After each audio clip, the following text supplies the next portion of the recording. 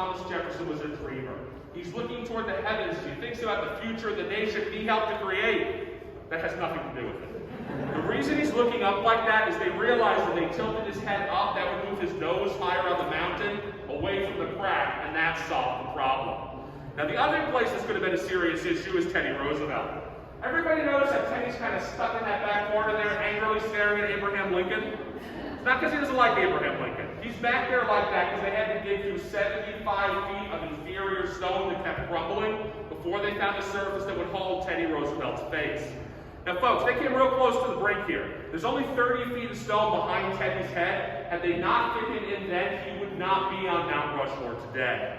Now, all this speaks to the other big half of the design challenge, which was actually paying for all this. The artist, Hudson Wardle, promised when he got here that he had wealthy benefactors back east that would pick up the tab for the project. They never show up. Across the history of the project, 85% of the funds are taxpayer dollars appropriated by Congress. Now, they have some pretty powerful allies in Congress who are pushing for Mount Rushmore. These guys have a pretty hard time convincing their colleagues to vote for money. Think about it. Imagine yourselves in Congress at the time. These men cannot tell you how long the project will take because of problems with the mountain. They can't tell you what the final price tag will be because of problems with the mountain. And most of this is taking place in the middle of the Great Depression. With that in mind, folks, show of hands. Who would vote for money for Mount Rushmore? Why'd you guys come here today?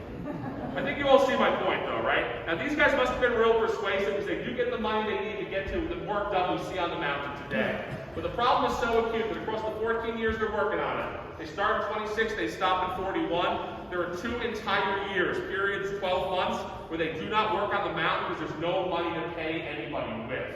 Now, it all finally comes to a head in 41. 41, they get their money for carving for that year. They're told not to expect any money in 1942. Now, folks, why do you think that is? Is there something going on in 1942 we had to pay for instead? I can't think of anything. World War II, right? In the face of World War II, need for a national memorial, got to give way to the needs of national survival.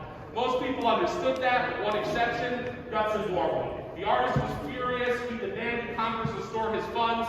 He's on his way to Washington to petition them, when unfortunately he passes away. Now, the project gets handed off to his son, Lincoln. He's the guy in the photo on the other side of the fireplace there. Now, Lincoln's a bit more of a pragmatist than his father.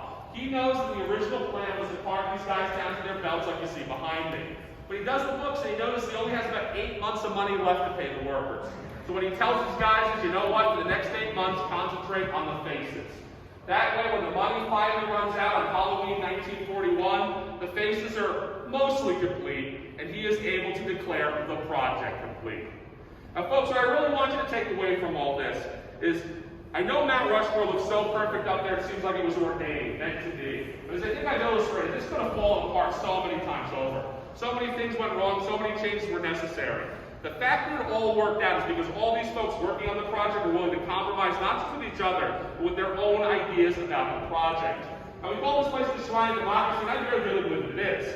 But if it is the Shrine of Democracy, then all that compromise is yet another reflection of the very best of American democracy. Thank you very much, folks.